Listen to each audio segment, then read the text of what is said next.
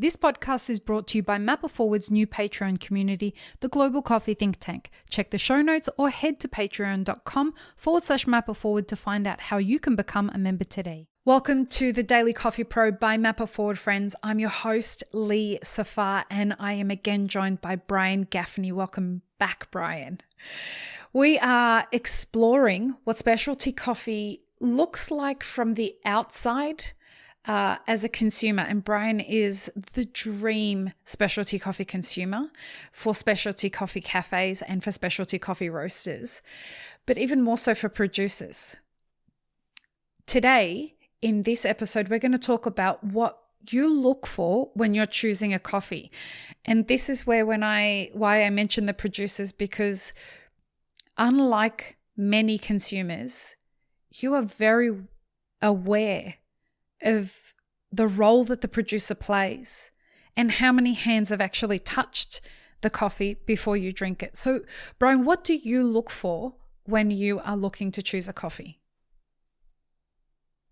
It's a great question, Lee. And I don't think I look for that many things. And interestingly enough, I tend to be, pretty committed in my relationships.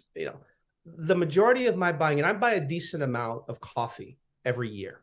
At one point, I actually used to track, and it got pretty expensive. It got pretty expensive. What kind of numbers? Like, are we talking about a pound a week? Are we talking about a pound, 2 pounds every month? See, and for me, it was even less about volume because I tend to buy, because of what I tend to buy. So actually, I was looking at cost. Just literally, how much am I spending on coffee? Yeah. Thankfully, my wife also enjoys a good cup of coffee. So when I shared the number with her, there was no handbrake. Like, so that's, again, you choose your poison, right? You choose, you choose the thing that you love. And so, one of the things is, if I'm looking at a new coffee, right? And so a new coffee from a roaster, with whom I have a relationship, right? Because there are two ways that I buy. I buy from a roaster with whom I have a relationship, or I'm buying from a roaster that's new to me.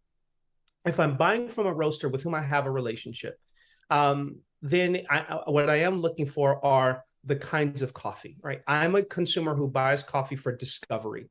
I'm not looking to have the same flavor every morning. I'm looking for just how unique and how different coffee can be. I'm looking to have these varied experiences. So I love a good, clean, complex coffee, but I also like the really funky, wild, fermented coffees, right? Wow, you can drink a lot of those? Can you drink a full cup of that?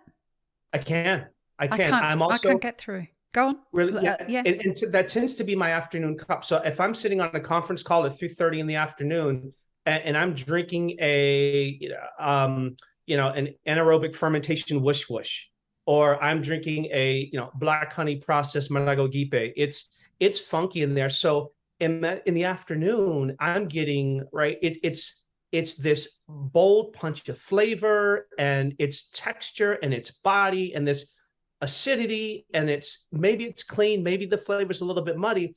But where a lot of people look for caffeine to be the perk and the pick me up, I'm also looking for the flavor. So for me, it's almost the equivalent of having a glass of wine and I'm sitting on a conference call at 4:00 in the afternoon, because what's happening in the cup is very interesting.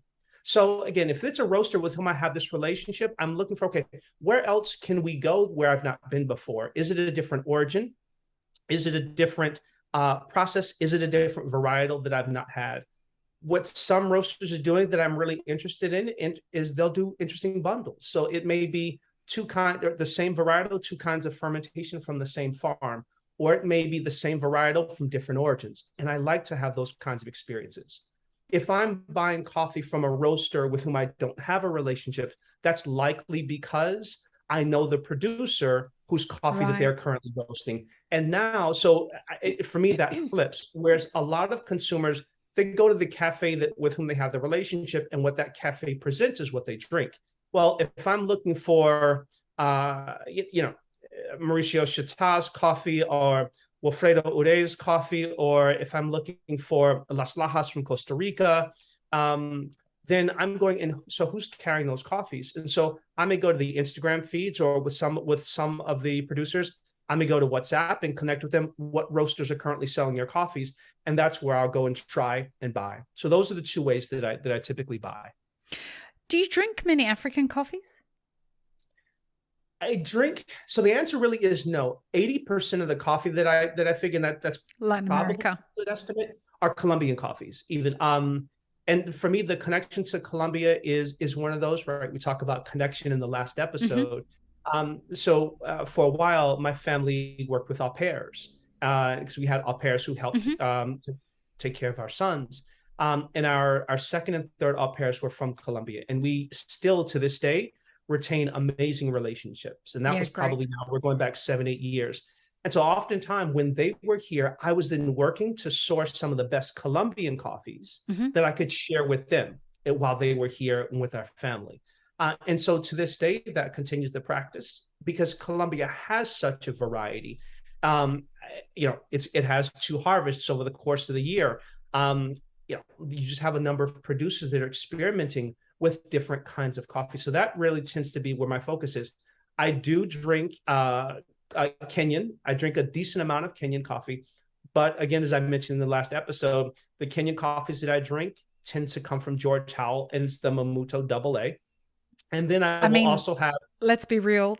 That's an exceptional coffee. 100%. I mean, that is one of those coffees where you tell everybody around you to be quiet while you're experiencing this coffee, and you don't. I mean, there's just something about that coffee. Anyway, right? It is a moment. And then I will also drink Ethiopians, and the Ethiopian coffees that I drink are typically natural process. And some of those, right, we go back under this moniker of land race because they may not have been identified.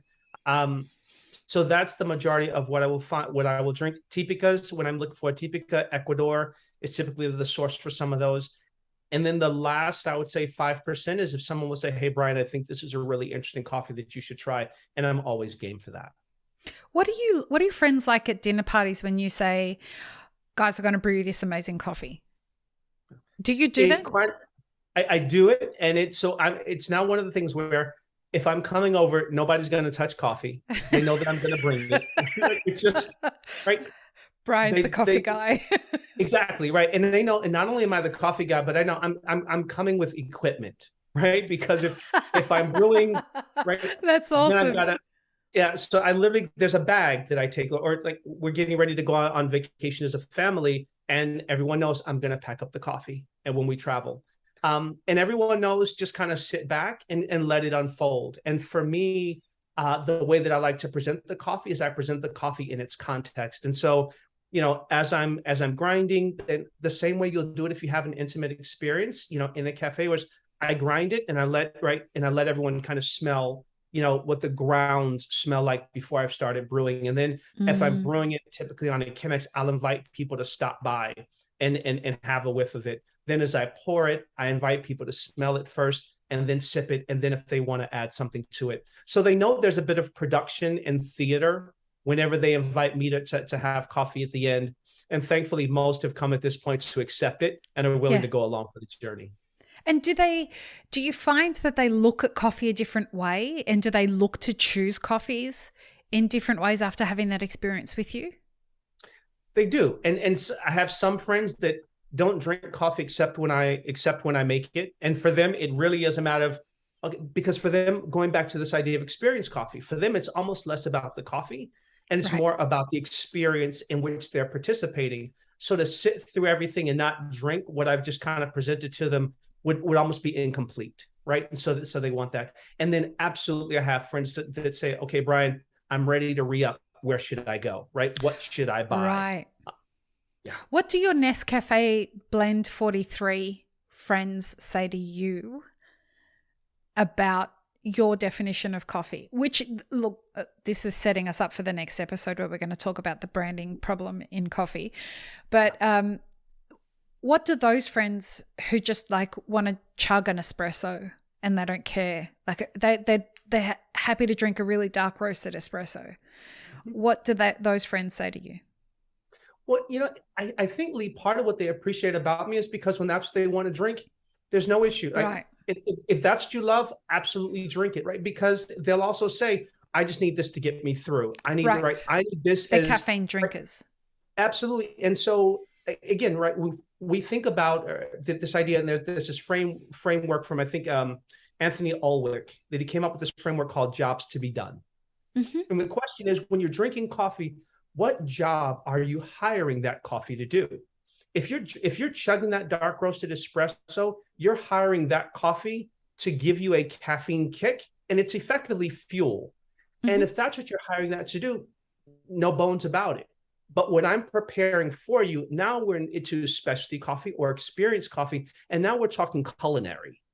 So now the time that I take to prepare it and brew it and present it, the experience of, yes, you're smelling it, then you're drinking it, that's a completely different job that you're hiring that coffee to do. So to my friend, it's like, Brian, I love what you do. I love when you do it for me, but that's not the job I'm hiring coffee to do right now. I just needed to wake me up. Fine. But as I say to them, when you're looking for something and now you're ready to really sit back, and the way that you want a wine to open up, or you want a spirit like a bourbon or a cognac to open up, coffee can do the very same thing for you. And it takes that time, but you're hiring it to do a different job.